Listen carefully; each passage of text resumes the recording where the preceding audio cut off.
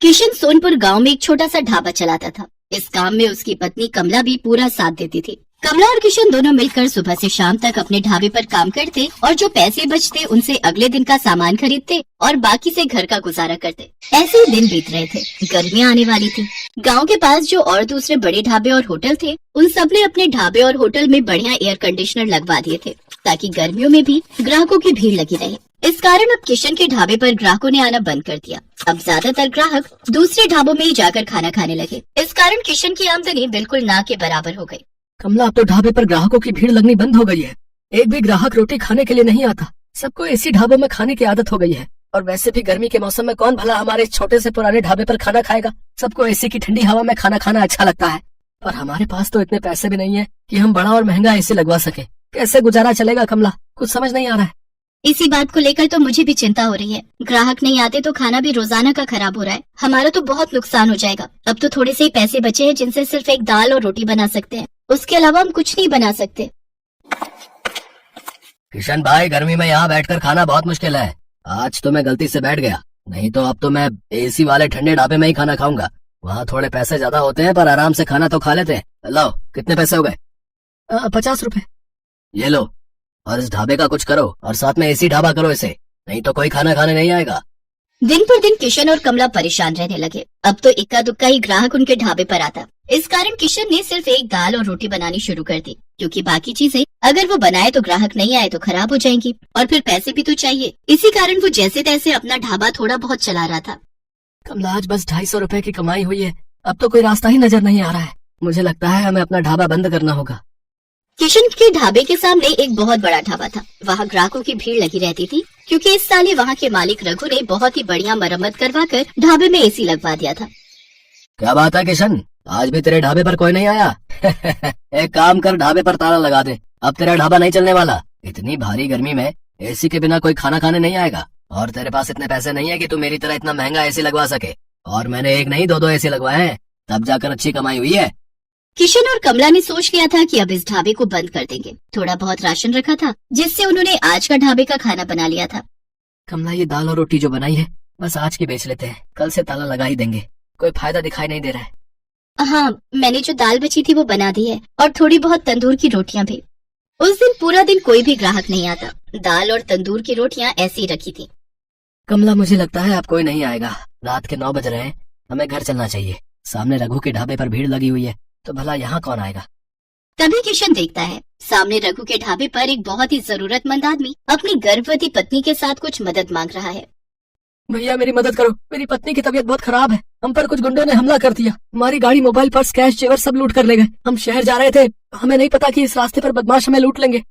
ओ भाई, ये कोई खैराती धर्मशाला नहीं है जो तुम्हें मुफ्त में यहाँ रोक लूं। चलो जाओ यहाँ से। पता नहीं कहाँ से आ जाते हैं। मुझे क्या पता, कोई चोर उचक्के लुटेरे हो तुम। आजकल किसी का कोई भरोसा नहीं है। ओए छोटू, इन्हें बाहर भेज और ढाबे का शटर गिरा दे। मैं घर जा रहा हूँ। ऐसा ना कहो, मेरी पत्नी की तबीयत सचमुच बहुत खराब है। बस कुछ देर आराम करके हम चले जाएंगे। अरे अरे, सुनो तो भैया, भैया सुनो तो।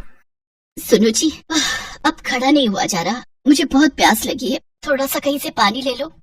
किशन और कमला उस व्यक्ति और उसकी पत्नी को देख रहे थे। किशन दौड़कर उनके पास जाता है। भैया जी, आप चिंता मत करो, आप मेरे साथ मेरे ढाबे पर चलो। आइए बहन जी, आप मेरे साथ आइए। किशन और कमला उस व्यक्ति को और उसकी पत्नी को अपने ढाबे पर ले जाते हैं। साहब, ये दाल और रोटी आप खा लो, यहाँ कोई चिंता वाली बात नहीं है। पता नहीं, हम तो पहली बार इस रास्ते से गुजर रहे थे। जंगल का रास्ता था और पता ही नहीं चला कि कब इन बदमाशों ने हमारी गाड़ी को रोक लिया। किसी तरह से उनसे रहम की भीख मांगकर मैं अपनी पत्नी को सुरक्षित बचा कर लाया। मुझे धन दौलत की कोई कमी नहीं है। बस मैं तो कुछ देर आराम करने के लिए वहाँ सामने के ढाबे से मदद मांग रहा था, और उन्होंने तो मेरी बात पूरी सुने बिना ही मुझे मना कर दिया। मैं अगर आज कुछ देर वहाँ रुकता तो अगले दिन अपने नौकर के हाथ पैसे भिजवा देता। तुम बहुत भले हो, तुमने भी तो बिना जाने पहचाने आज हमारी मदद कर दी। अच्छा, तो तुम ये ढाबा चलाते हो? साहब, चलाता तो हूँ, पर आज मेरा इस ढाबे पर आखिरी दिन था। मैं इस ढाबे को बंद कर रहा था। शायद आपकी किस्मत में आज मेरे ढाबे की रोटी खाना लिखा था। किशन अपना सारा दुख उस व्यक्ति को बताता है। चिंता मत करो भाई, अब तुम्हें इस ढाबे को बंद नहीं करना पड़ेगा। मेरा नाम वीरेंद्र सिंह है, मैं शहर का जाना माना व्यापारी हूँ। मेरे पास भगवान का दिया सब कुछ है। बस एक औलाद की कमी थी, वो भी भगवान ने हमारी झोली में खुशियाँ देकर पूरी कर दी। आज मेरी पत्नी की तुमने बहुत मदद की है। अब उसकी तबीयत में भी सुधार है और हम पति पत्नी सुरक्षित घर पहुँच जाएंगे। इससे बड़ी और क्या बात होगी। सुषमा, अब तुम्हें कैसा लग रहा है? मैं बिल्कुल ठीक हूँ जी। कमला ने मेरी बहुत देखभाल की है। अब मुझे बिल्कुल ठीक लग रहा है। अब मैं सफर कर सकती हूँ। किशन, तुम चिंता मत करो, मैं कुछ दिनों में तुम्हारे पास आता हूँ। तुम्हारे इस ढाबे को एसी ढाबा बनाने की जिम्मेदारी मेरी है। किशन और कमला की खुशी का ठिकाना नहीं था। उन्होंने किसी मजबूर की सहायता की तो भगवान ने उनकी सहायता की। कुछ दिनों बाद जब वीरेंद्र सिंह लौटता है तो उसके हाथ में एक मिठाई का डिब्बा था। उसकी पत्नी के बेटा हुआ था। बेटा होने की खुशी जानकर कमला और किशन भी बहुत खुश होते हैं।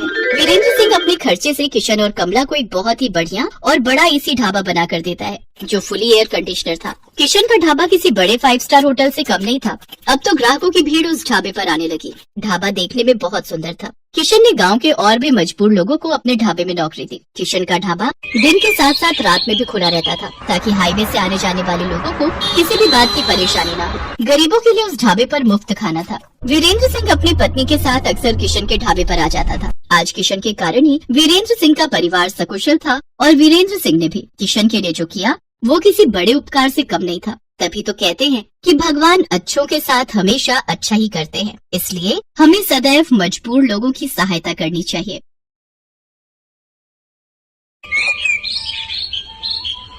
छोटू चल बेटा जरा जल्दी कर, वो 5 नंबर वाले टेबल पर कस्टमर बहुत देर से खाने का इंतजार कर रहा है और बाहर भी लाइन बढ़ती जा रही है। इतना लेट करेंगे तो सब बगल वाले होटल में चले जाएंगे। बस मालिक 5 नंबर वाले का ऑर्डर तैयार है और यहाँ कुछ टेबल भी बस खाली होने वाली हैं, तो बाहर वाले कस्टमर्स अब अंदर आ सकते हैं।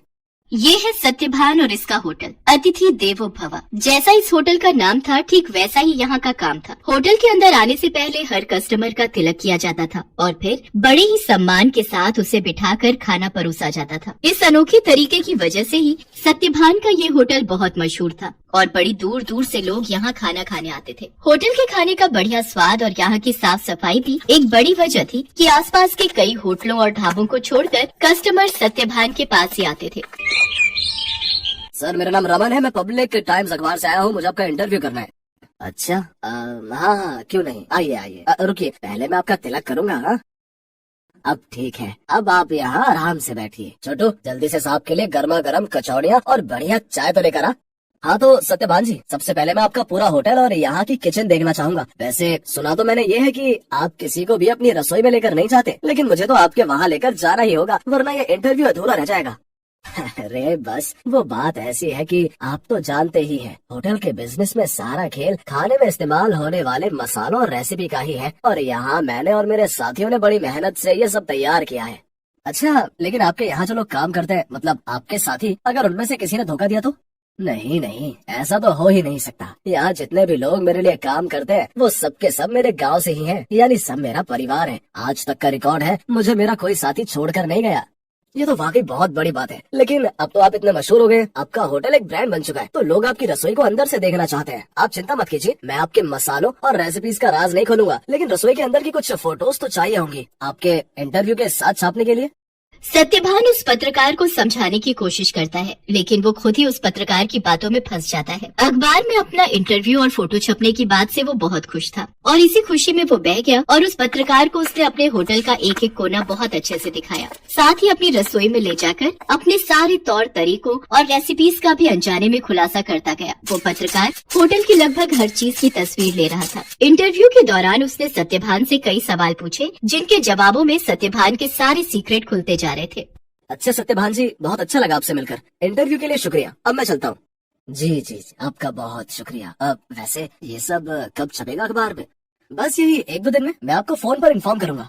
इतना कहकर वो पत्रकार सत्यभान के होटल से बाहर निकलता है और कुछ दूर पहुंचते ही मुस्कुराते हुए अपने गले में पहना हुआ आई कार्ड उतारकर एक कूड़े के ढेर में फेंक देता है। बड़ा अक्लमंद समझता था खुद को, एक नंबर का बेवकूफ निकला ये तो।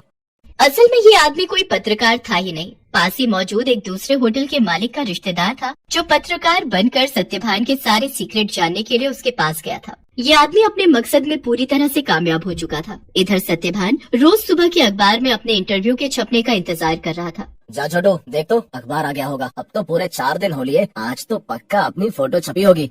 छोटू फौरन उस दिन का अखबार लेकर आता है, लेकिन बीते दिनों की तरह उसमें भी सत्यभान और उसके होटल का जिक्र तक नहीं था। ये देखकर सत्यभान उदास हो जाता है। ऐसा कई दिनों तक होता रहा। फिर सत्यभान ने उम्मीद ही छोड़ दी और ये सब कुछ भुला दिया। फिर एक दिन अचानक सत्यभान के होटल में रेड पड़ जाती है। फूड इंस्पेक्टर अपने कुछ आदमियों के साथ सत्यभान के होटल पहुंचते हैं और वहां मौजूद हर चीज की जांच करने लगते हैं। देखिए, हमें आपके होटल के खिलाफ शिकायत मिली है कि आप खाने में नकली सामान का इस्तेमाल करते हैं।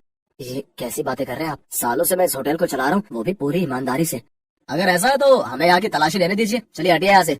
पूरी टीम होटल का कोना कोना छानने लगती है। तभी उन्हें किचन के पास एक छोटा सा दरवाजा दिखता है। फूड इंस्पेक्टर खुद इस दरवाजे को खोलकर अंदर जाते हैं तो उन्हें काफी मात्रा में नकली घी, तेल, नकली मसाले जैसी कई चीजें मिलती हैं।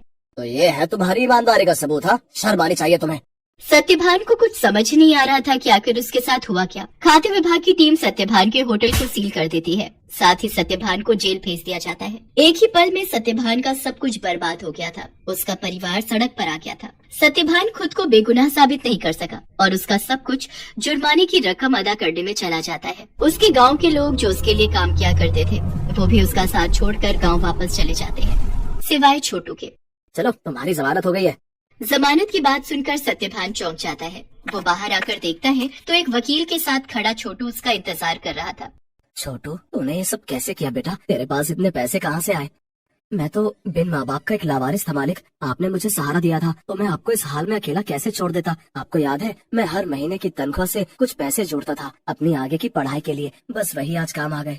छोटू की बात सुनकर सत्यभान की आंखों में आंसू आ जाते हैं और वो छोटू को गले लगा लेता है। लेकिन अभी भी सब कुछ ठीक नहीं हुआ था। शहर भर में सत्यभान का नाम खराब हो चुका था। इसलिए सत्यभान अपने परिवार और छोटू के साथ शहर छोड़कर अपने गांव चला जाता है। वहाँ बांस के बड़े बड़े जंगल थे जिनके बीचों बीच एक छोटी सी झोपड़ी बनाकर सत्यभान और उसका परिवार रहने लगता है। सत्यभान के पास गुजर बसर के लायक भी पैसे नहीं थे, इसलिए उसे कुछ तो करना ही था। तभी एक दिन उसने गाँव के एक बच्चे को एक आधे कटे बांस में कुछ खाते हुए देखा। सत्यभान उस बच्चे के पास गया और उससे बोला, बेटा, ये क्या खा रहे हो? ये हरे बांस का अचार है और ये रोटी है। ये बर्तन, ये भी बांस से बना है। वो यहाँ गांव में बांस ही सबसे ज्यादा उगता है ना, तो हम लोग इसी का ज्यादा से ज्यादा इस्तेमाल करते हैं। उस बच्चे की बात सुनकर जैसे सत्यभान के दिमाग में घोड़े दौड़ने लगे। उसने फौरन छोटू को अपने पास बुलाया और उसे कुछ समझाने लगा। फिर अगले दिन तड़के सुबह ही वो छोटू के साथ बांस के जंगल में गया और ढेर सारी बांस की लकड़ियाँ काट कर ले आया। सत्यभान और छोटू दिन रात लगे रहे और देखते ही देखते उन दोनों ने सिर्फ बांस की मदद से पूरा का पूरा होटल बनाकर तैयार कर लिया, जहाँ दीवारें भी बांस की थी और सारे बर्तन भी। अब सवाल ये था कि इस होटल में पकेगा क्या? मालिक, आप चिंता मत कीजिए, हमें जाकर सब लोगों से बात करनी चाहिए जो शहर में अपने साथ काम करते थे। मुझे विश्वास है कि वो सब हमारा साथ जरूर देंगे। छोटू की बात मानकर सत्यभान अपने गांव के लोगों से बात करता है। धीरे धीरे गांव के कई लोग उसकी मदद के लिए आगे आते हैं। कई लोग उसे मुफ्त में राशन देते हैं, जिसके साथ हरे बांस का इस्तेमाल करके सत्यभान और छोटू होटल के लिए खाना बनाते हैं। और इस तरह एक बार फिर सत्यभान का होटल चल पड़ता है। लेकिन हालात अब पहले से बहुत अलग थे। कई दिनों तक सत्यभान के होटल में एक भी ग्राहक नहीं आता। फिर एक दिन शहर से कुछ दोस्तों का एक ग्रुप वहाँ आता है और सत्यभान के अनोखे होटल को देखकर चौंक जाता है। कुछ नया आजमाने के इरादे से वो सभी सत्यभान के होटल के अंदर आ जाते हैं। सत्यभान उन सब की बहुत ही अच्छे से खातिरदारी करता है और फिर भाई वाह, मजा आ गया। ये तो बिल्कुल ही नया एक्सपीरियंस था। शहर से इतनी दूर इतनी अच्छी सर्विस और उससे भी बढ़िया खाना। सच में बहुत अच्छा लगा यहाँ आकर। और सबसे बड़ी बात, मुझे तो पता ही नहीं था कि बांस को भी खा सकते हैं, वो भी इतने अलग अलग रेसिपीज में।